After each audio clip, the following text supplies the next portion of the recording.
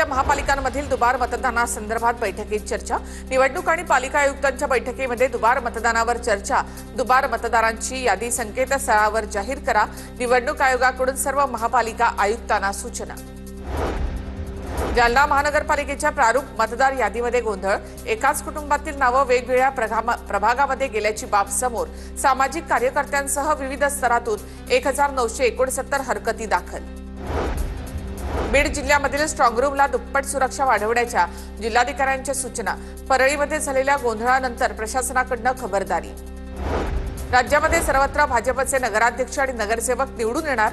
मंत्री जयकुमार रावल यांचं वक्तव्य। काही जागांवर आमचे मित्रपक्ष निवडून येतील, रावल यांची प्रतिक्रिया। डॉक्टर गौरी घरचे आत्महत्या प्रकरणी एसआयटी गठीत। पोलीस उपायुक्त रागसुधा आर यांच्या अध्यक्षतेखाली एसआयटी स्थापन। एसआयटीमध्ये एकूण 7 अधिकाऱ्यांचा समावेश। ओम आणि स्वस्तिक प्रमाणे हाताचा पंजा एक चिन्ह, हर्षवर्धन सपकाळांचं वक्तव्य। तर हर्षवर्धन सपकाळांनी हिंदूंच्या भावनांवर आघात केला।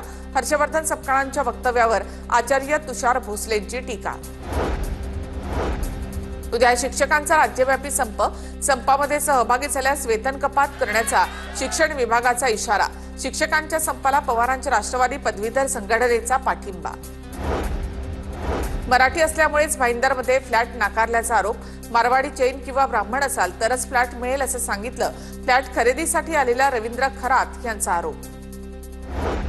प्रत्येक ठिकाणी सगळ्यांना राहण्याचा अधिकार। कुणी घर नाकारत असेल तर त्यांच्यावर कारवाई होईल। मीरा भाईंदरमध्ये मराठी माणसाला घर नाकारल्यानंतर मंत्री प्रताप सरनाईक यांची प्रतिक्रिया। 7 राज्यपाल नियुक्त आमदार प्रकरण मुंबई प्रिन्सिपल बेंच समोरच सुनावणी होणार।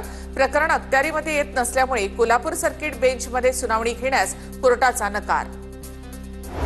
साताऱ्यामध्ये शिवेंद्र राजे यांच्या कन्येचा विवाह सोहळा। लग्न सोहळ्याच्या निमित्तानं जिल्ह्यासह राज्यभरातून विविध मान्यवर दाखल। मुख्यमंत्री देवेंद्र फडणवीस, उपमुख्यमंत्री एकनाथ शिंदे यांची देखील उपस्थिती। शिवसेनेचे युवा नेते माजी नगरसेवक समाधान सरवणकर आणि अभिनेत्री निर्माती तेजस्विनी लोणारी यांचा विवाह सोहळा